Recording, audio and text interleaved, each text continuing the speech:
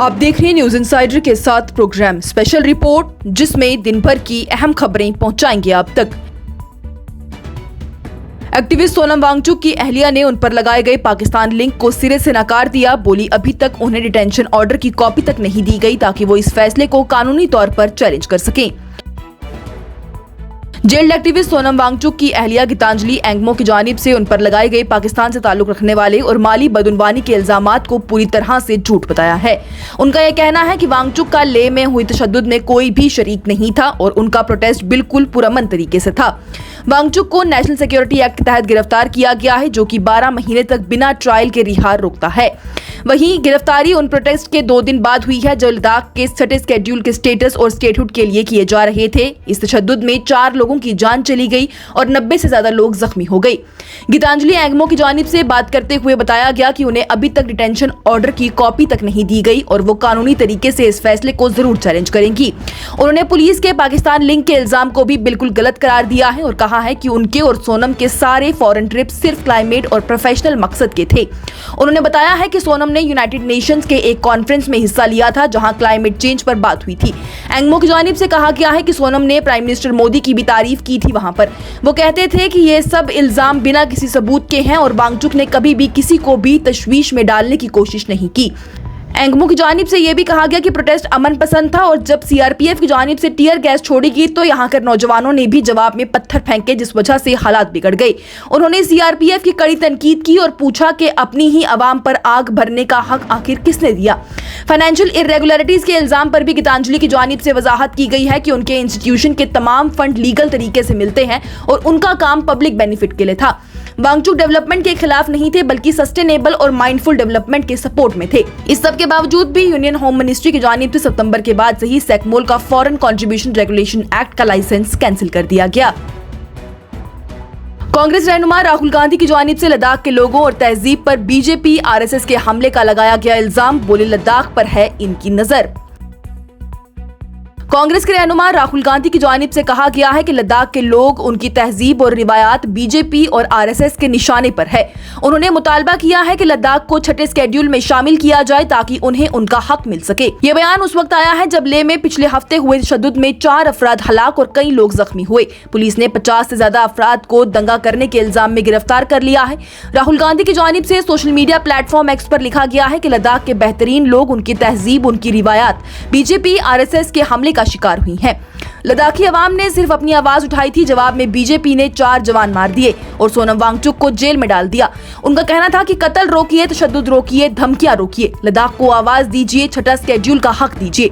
सोनम वांगचुक, जो कि climate activist है और लद्दाख के लिए स्टेटहुड और छठे शेड्यूल का सबसे बड़ा चेहरा बनकर सामने आए थे, उन्हें नेशनल सिक्योरिटी एक्ट के तहत गिरफ्तार करके राजस्थान के जोधपुर जेल में भेज दिया गया है।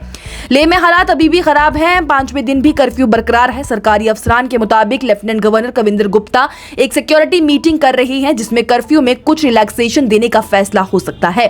यह हंगामा ले अपेक्स बॉडी के कॉल पर शुरू हुआ था, जिन्होंने मरकज के साथ स्टेटहुड और छठे शेड्यूल के मुतालबात पर बातचीत को आगे बढ़ाने के लिए शटडाउन की अपील की थी।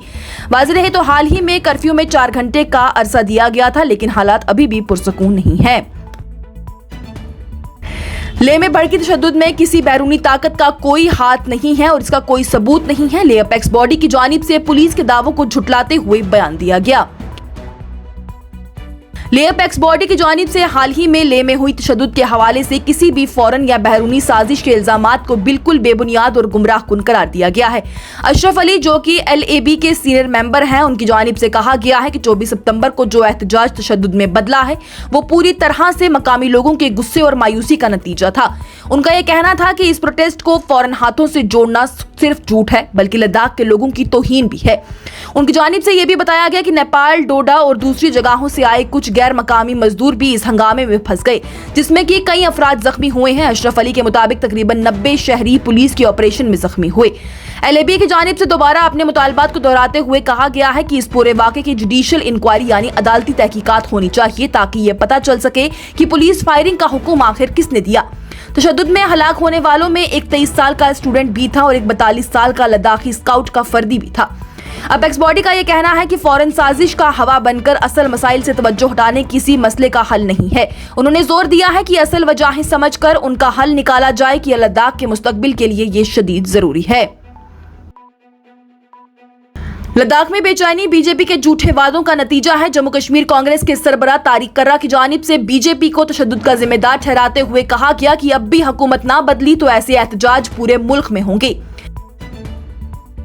श्रीनगर में जम्मू कश्मीर प्रदेश कांग्रेस कमेटी के सरबराह तारिक हमीद कर्रा की जानिब से इतवार के दिन कहा गया है कि लद्दाख में चल रही बेचैनी का सबब वो वादे हैं जो बीजेपी और भारत सरकार ने आर्टिकल 370 खत्म करने के बाद किए थे लेकिन पूरे नहीं किए।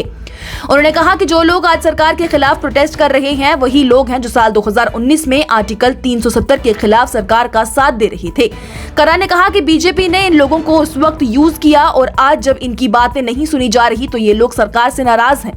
कर्रा ने मशहूर एक्टिविस्ट सोनम वांगचुक का भी जिक्र किया और बताया कि उनके वालिद 1970 में जम्मू कश्मीर सरकार में डिप्टी मिनिस्टर रहे, लेकिन वांगचुक को 1987 में कांग्रेस से निकाल दिया गया।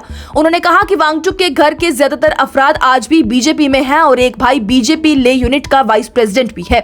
तारिक कर्रा की जानिब से कहा गया कि लद्दाख के लोग बीजेपी के झूठे वादों से तंग आ चुके हैं। उनका यह कहना था कि छठे शेड्यूल में शामिल करने और लेह और करगिल के लिए अलग अलग पार्लिमानी सीट्स देने के वादों पर भी अभी तक अमल नहीं हुआ। उन्होंने लद्दाख में तशद्दुद और पुलिस फायरिंग की शिद्दत से मजम्मत की है और कहा है कि बच्चों को सीने से या फिर सिर पर गोली मारना इंसानियत के खिलाफ है। कांग्रेस ने इन खानदानों के साथ ही हमदर्दी का इजहार किया है और जख्मियों के इलाज का भी मुतालबा किया है। कर्रा की जानिब से कहा गया कि सरकार को चाहिए था कि फोर्स के बजाय मुज़ाकरात का रास्ता इख्तियार करते। उन्होंने चेतावनी दी है कि लद्दाख की पोजीशन पाकिस्तान और चाइना के दरमियान है, इसलिए यह मसला कौमी सिक्योरिटी का भी है।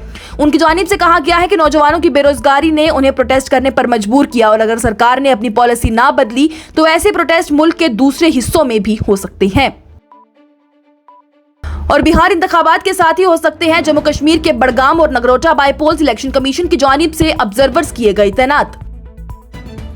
इलेक्शन कमीशन ऑफ इंडिया की जानिब से आज एक अहम बयान में कहा गया है कि बड़गाम और नगरोटा असेंबली हलकों में जल्द ही बाई इलेक्शंस का ऐलान किया जाएगा।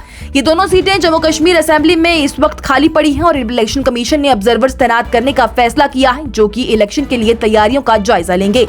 इलेक्शन कमीशन ऑफ इंडिया के मुताबिक कुल 470 अफसरान को मुख्तलिफ स्टेट से सेंट्रल ऑब्जर्वर्स के तौर पर भेजा जा रहा है। इनमें 320 IAS, 60 IPS, 90 officers IRS, IRAS और ICAS से होंगे।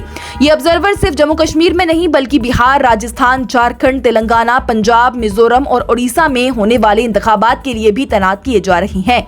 इलेक्शन कमीशन के सोर्सेज के मुताबिक ही बिहार असेंबली इलेक्शन का स्केड्यूल अक्टूबर के दूसरे हफ्ते में अनाउंस किया जाएगा। इससे पहले 3 अक्टूबर को नई दिल्ली में तमाम ऑब्जर्वर्स के लिए एक स्पेशल ब्रीफिंग भी रखी गई है। वहीं रही बात सियासी सूरत-ए-हाल की तो बड़गाम में मुकाबला नेशनल कॉन्फ्रेंस PDP और पीपल्स अलायंस फॉर चेंज के दरमियान होगा, जबकि नगरोटा में सीधा मुकाबला BJP और NC की क़यादत वाले अलायंस के दरमियान होने का इम्कान है। आज की स्पेशल रिपोर्ट में इतना ही। दीजिए इजाजत। लेटेस्ट अपडेट्स के लिए देखते रहिए न्यूज़ इनसाइडर 24/7।